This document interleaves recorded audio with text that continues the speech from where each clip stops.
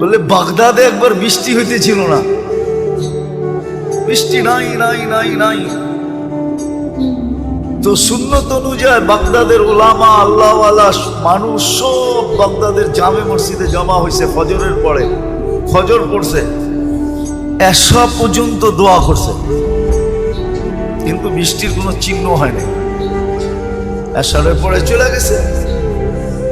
তো মালিক ইবনে দিনার রহমতুল্লাহ আলাইহি বলেন, আমি বসা ছিলাম মসজিদে, তো দেখলাম এক জীর্ণ শীর্ণ গোলাম, জীর্ণ শীর্ণ গোলাম, কৃতদাস ঢুকলো।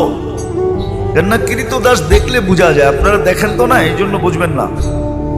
আফ্রিকায় আছে এখনো, নাইজেরিয়ায় ওদের পোশাকই ভিন্ন, ওদেরকে দেখলেই চেনা যায় যারা কৃতদাস। আমিও চিনতাম না, প্রথমবার যখন গেছি তো জিজ্ঞেস করছি এদের পোশাক এরকম কেন? তো বলছে এরা অমুকের কৃতদাস। সবাই আবার ভিন্ন ভিন্ন আছে।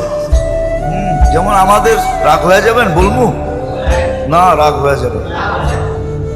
আমাদের যেরকম কিছু লোককে দেখলেই বোঝা যায় উনি কোন দরবারের সাথে সংযুক্ত, টুপি দিয়া, পাঞ্জাবি দিয়া, এমনকি পকেট দিয়েও বোঝা যায়। এরকম রাগ হয় না কিন্তু আবার ওই দেশে এরকম বোঝা যায়। প্রত্যেকের আলাদা, গোলামের কৃতদাসের আলাদা আলাদা ইউনিফর্ম আছে, দেখলে বোঝা যায় এটি ওনার। তো কৃতদাস দেখলেই বোঝা যায়। আইসা ঢুকছে, সাধারণভাবে 2 রাকাত নামাজ পড়ছে। ওরা হাত উঠায় বলতেছে, আল্লাহ বৃষ্টি বন্ধ করছো তো বন্দা তোমার কাছে হওয়ার জন্য। বৃষ্টি বন্ধ করছো কেন? আরে ভালো মতে বোঝেন, বন্দা তোমার। ফজরের পরের থেকে তো এশা পর্যন্ত সব মসজিদে বসা ছিল, এখনো তো বৃষ্টি দিলেন না, এক্ষণ দিবেন, এক্ষণ। তো মালিক ইবনে দিনার রহমতুল্লাহ আলাইহি বলতেছে, ও বলতেছে এক্ষণ দিবেন, ও বলতেছে আর আকাশে গর্জন উঠতেছে, নামছে ঝুমঝুমায়া বৃষ্টি। আমিও আটকায় গেছি, ও আটকায় গেছে। বৃষ্টি যতক্ষণ বর্ষণ হওয়ার প্রয়োজন ছিল বর্ষণ হয়েছে। ও মসজিদ থেকে বাহির হয়ে চলে গেছে, বাহির হয়ে চলে গেছে। আমি দূরত্ব নিয়ে একটু পিছে পিছে গেছি, যায় কোথায়? যা দেখলাম এক বাড়িতে ঢুকছে, আর ওই বাড়ি ছিল, মালিক ছিল উনি কৃতদাসের ব্যবসা করতেন, কিনা কিনা আনতেন আর বেশি দামে বিক্রি করতেন। ব্যবসা ছিল এক জমানা এটা। তো যা ঢুকার পরে দেখলাম এক কোনায় জীর্ণ শীর্ণ বসে আছে। তো মালিককে ডাকলাম যে এই গোলাম বেচবা? এটা তো কোনো কামেরই না, এটা নিয়ে কি করবা? গোলাম তো মানুষ কিনে কাজের জন্য, সহযোগিতার জন্য, সাহায্যের জন্য, এটা তো কোনো কাজের না। এটা তো কিনা আমি টাকা লস করছি, এটাকে তো শুধু খাওয়াইতেই হয়, কোনো কাজ কুছ পারে না। দেখো না শরীরে কোনো হাড্ডি ছাড়া কিচ্ছু নাই। তো মালিক ইবনে দিনার রহমতুল্লাহ আলাইহি বলতেছে, তুই বেচবি কিনা এটা কর, কি আছে না আছে ওটা তো আমার তোর দরকার নাই, বেচবি? তো মনে মনে ভাবতেছে মনে হয় আল্লাহই পাঠায় দিছে আমার উপরে সুযোগ, সুবর্ণ সুযোগ মেরে একটা লমসম দাম চাইছে, যা চাইছে মালিক ইবনে দিনার রহমতুল্লাহ আলাইহি বলে ডান, কিনা ফেললাম। টাকা গয়না দিয়ে নিয়ে আসছে। আনার পরেও কৃতদাস জিজ্ঞাসা করতেছে, মালিক তুই আমার এত দোষ শোনার পরও তুই আমাকে কিনলি কেন? তোর কি টাকায় কামড়ায় যে তুই আমারে কিনলি টাকা দিয়া? তো মালিক ইবনে দিনার রহমতুল্লাহ আলাইহি বলে, আমি তোকে দেখা কিনি নাই, আমি তো কিনছি তোর তাআল্লুক দেখা। সারা বাগদাদ বসা ছিল ফজরের পরের থেকে আল্লাহওয়ালা আলেম। ওই সময় বাগদাদ বাগদাদই ছিল। ওই চিত্র খুব তোলার সময় আমার কাছে নাই যে ওই সময় বাগদাদের চিত্রটা কিরকম ছিল। সব তো ফজরের পরের থেকে আসা পর্যন্ত বসা ছিল, বৃষ্টি তো হইল না। তুই এরকম কি বললি আল্লাহকে 2 রাকাত পড়া? ঝুমঝুমায় বৃষ্টি আসলো আর তুই বললি এখন দেন। আল্লাহ কাছে পাওয়ার একটা মজা আছে, আজকে আমরা পাই নাই, এই জন্য মজা নাই, মজা পাই নাই। সত্য কাহিনী, কি তো দাসী কিনা নিয়ে আসছেন, দুর্বল সুরবল কিনা নিয়ে আসছেন। কি তো দাসী বলছে, মালিক সারাদিন কাজ করব বটে, কিন্তু রাত্রে তুমি আমার সাথে থেকে কোনো কাজ নিতে পারবে না। যদি এই শর্ত হয় তো আমি যাইতে রাজি। এই শর্ত যদি হয় তাহলে আমি কি যাইতে রাজি, এই শর্ত পুরা করলে। বলছে ঠিক আছে। সারাদিন কাজ করত, রাত্রে নির্জন ঘরে চলে যেত, নির্জন ঘরে চলে যেত। তো মালিকের একদিন আগ্রহ ঢুকছে যে ও যে আমাকে শর্ত লাগায় আসলো, শর্ত লাগায় যে আসলো যে রাত্রে কোনো কাজ নেওয়া যাবে না, দেখি ও রাত্রে করে কি। তো আস্তে আস্তে ছিদ্র দিয়ে দেখতেছে কি করে। তো দেখে সেজদায় পড়া কাঁদতেছে আর বলতেছে, তুমি যে আমাকে ভালোবাসো। কি বলতেছে? আল্লাহ তুমি যে আমাকে ভালোবাসো, ওই ভালোবাসার ওয়াস্তা তুমি আমাকে আরো কাছে করো। কাঁদতেছে। তো মালিক বাহির থেকে বলতেছে, ওই পাগলি, আল্লাহ যে তোকে ভালোবাসে এটা তুই কি করে বুঝলি?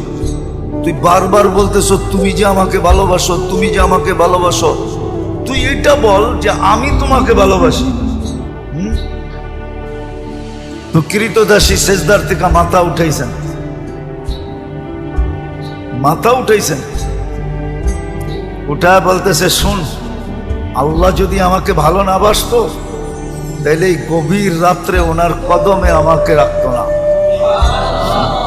আর তোরে ল্যাপের ভিতরে ঘুম পড়তে দিত না। তুই ল্যাপের ভিতরে ঘুমাইতেছস, তোকে ভালোবাসে না দেখি তুই ল্যাপে আসস। আমাকে ভালোবাসে দিকে বিদায়ী কুদরতি পায়ে জাগা দিছে, বইলে একটা চিৎকার দিছে, জান শেষ। মালিক বলে, বইলা তো নিজের ক্ষতি করলাম, কেন টাকা দিয়ে কিনা আনছে, ক্ষতি হয়ে গেছে না, লস। কিন্তু করবে কি, দাফন কাফন তো করতে হবে। বাজারে গেছে কাফন আনার জন্য, আয়সা দেখে সবুজ কাফনে পেঁচানো, উপরে লেখা আছে, ইন্না আউলিয়া আল্লাহি লা খাউফুন আলাইহিম ওয়া লা হুম ইয়াহজানুন। এই কোরআনের আয়াত উপরে লেখা, ইন্না আউলিয়া আল্লাহি লা খাউফুন আলাইহিম ওয়া লা হুম ইয়াহজানুন। সত্য এটা, সত্য এটাই।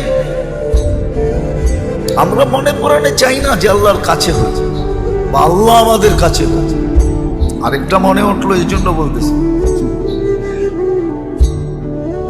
রব আল্লাহ। এই জন্যই তো আল্লাহ বলছিলেন যে আমি এমন রব, কাসসামার রিজক ফালা ইয়ানসা মিন খালকিহি আহাদ।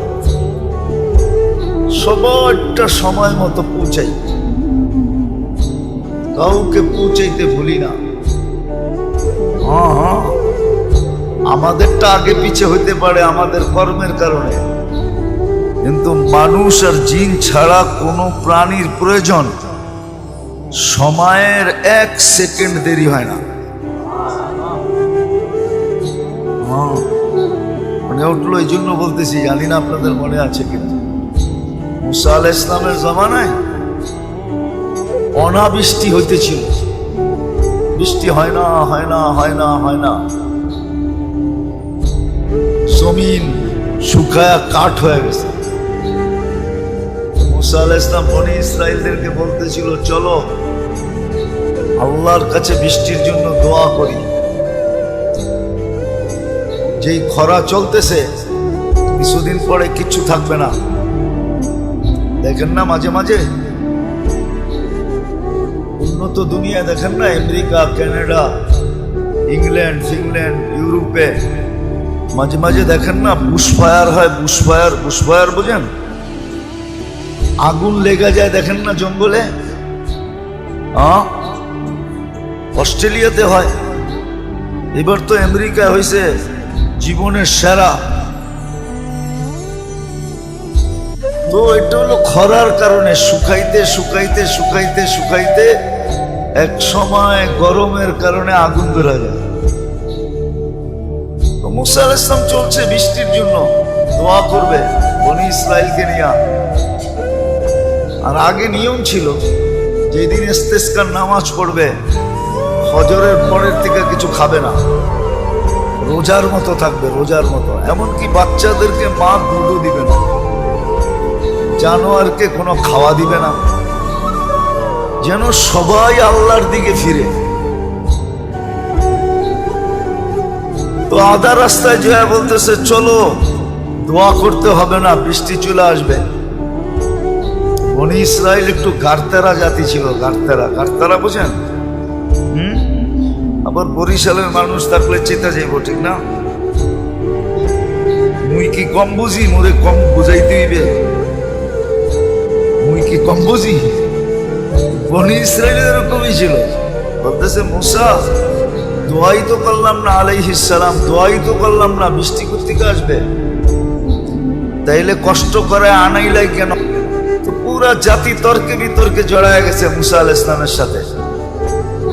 মুসা আলাইহিস সালামের বলার ইচ্ছা ছিল না, তো বলছে শোনো, তোমাদের দোয়ার আগে পিপিলিকার দোয়া কবুল হয়ে গেছে। পিপিলিকা আল্লাহর কাছে দোয়া করছে, লিমা তুআদ্দিবুনা বিযুনুবি ইবাদিক, ইলাহি তোমার বান্দার গুনার কারণে আমাদেরকে শাস্তি দাও কোন দুঃখে?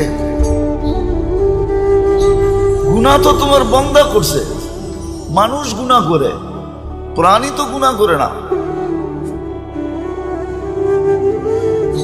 মানুষের গুনার কারণে আমাদেরকে শাস্তি, এটার যুক্তি কি?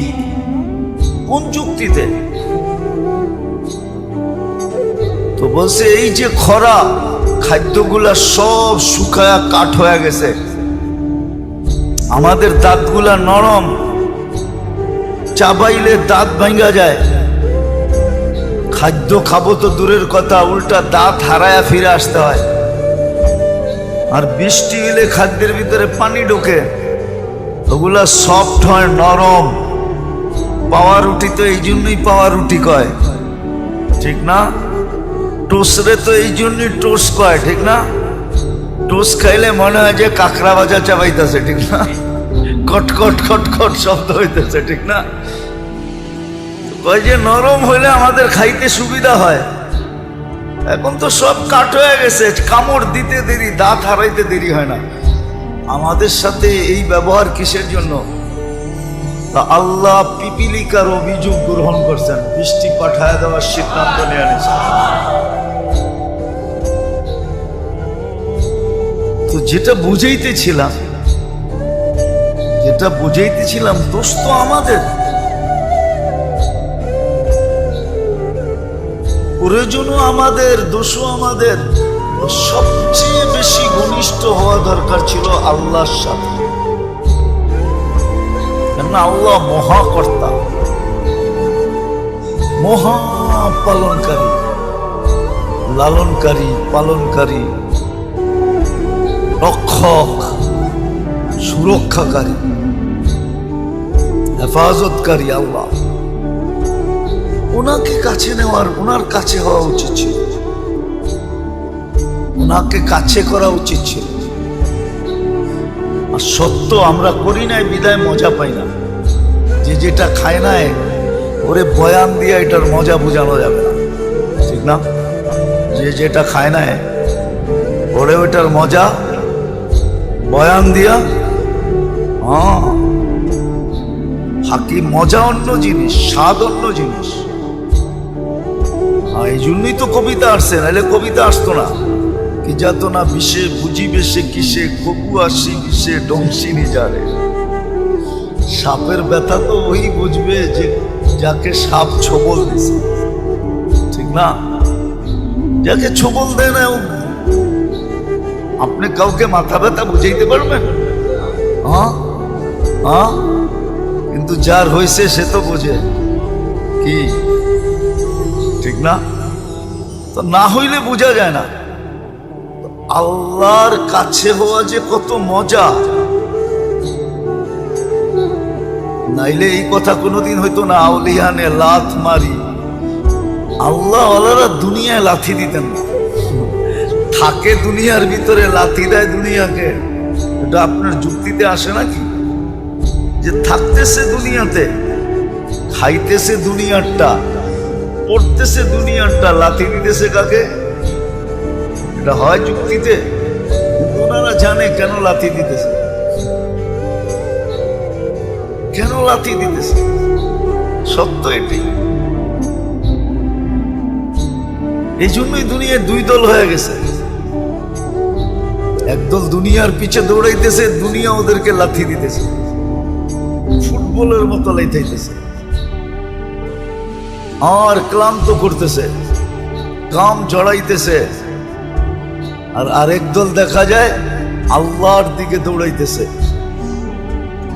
দুনিয়া ওদের পিছে দৌড়াইতেছে আর ওরা দুনিয়াকে লাথি মেরা সরাইতেছে। সর, আমার দরকার নাই, আমার আমার দরকার নাই, আমার দরকার নাই, আমার প্রয়োজন নাই।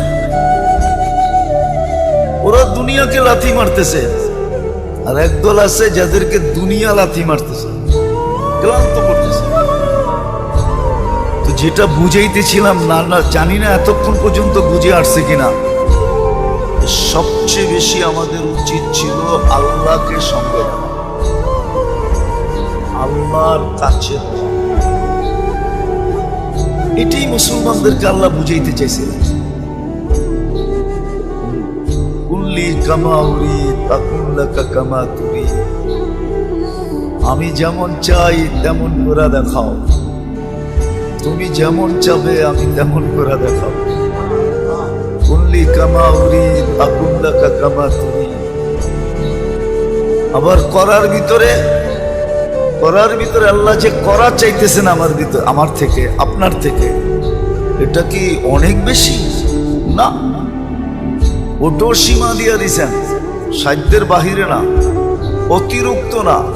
অতিরিক্ত যদি বৈধ হইতো তাহলে এই হাদিস কোনোদিন হইতো না। তিনজনে বৈশা যুক্তি পরামর্শ করা, তিনজনে ঘোষণা দিতেছে আমি সারা রাত্র ইবাদত করব, আরেকজন বলতেছে আমি সারা জীবন রোজা রাখবো, আরেকজন বলতেছে আমি বিয়ে শাদী করব না। আল্লাহর রসুল শুনতেছে চুপচাপ। তিনজনের ঘোষণার পরে বলতেছে একটাও ঠিক না। আমি রাত্রে ঘুমাইও আবার সজাগ থাকি, ইবাদতও করি, আমি বিয়েও করছি একাধিক, আমি রোজাও রাখি আবার রোজাও ছাড়ি। বিদায় আমি যেটা করতেছি এটাই সঠিক, তোমাদেরটা যদিও আমার তুলনায় অনেক বেশি দেখা যাইতেছে, সারা রাত্র ইবাদত, কিন্তু এটা সঠিক না। ওয়ালি জাসাদিকা আলাইকা হক, তোমার শরীরেরও হক আছে। আরামের জন্য ঘুমও দরকার, ক্লান্তি দূরের জন্য ঘুমও দরকার, সুস্থতার জন্য ঘুমও দরকার। আল্লাহর রাসূল বুঝাইছেন, তাহলে বুঝা গেল সাধ্যের বাহিরেও না, অতিরিক্ত না, সহজ করছেন। আল্লাহর কাছে হওয়া, আল্লাহ পাওয়া সহজ, সহজ ছিল। যদি আমি শিখতাম, যদি আমি করতাম, করলে সহজ, শিখলে সহজ। আমরা তো শিখিও না, করিও না, এই জন্য আমাদের কাছে কঠিন মনে হয়। অপরিচিত জায়গায় যাইতে মানুষ যাওয়ার আগেই ভীতু হয়, অনেক ভাবনা ভাবে, ঠিক না? তো না শিখলে কঠিন মনে হয়, না জানলে কঠিন মনে হয়, আসলে কঠিন না। আল্লাহ পাওয়া তো সহজ। অনেকবার বলছি, এবারও বলতেছি, বনি ইসরাইলের ওই বদমাশ, আল্লাহর জন্য তো শোভনীয় না শব্দটা। 2 ওই শব্দে আল্লাহকে পটায় ফেলছে, রাজি করে ফেলছে, খুশি করে ফেলছে, নিজের পক্ষে নিয়ে নিছে। কেমন নেওয়া নিছে? আল্লাহ মুসা আলাইহিস সালামকে বলছে জানাজা আপনার পড়াইতে হবে, যে জানাজায় শরীক হবে তার গুনাহ মাফ হবে। অথচ লিস্টেড বদমাশ,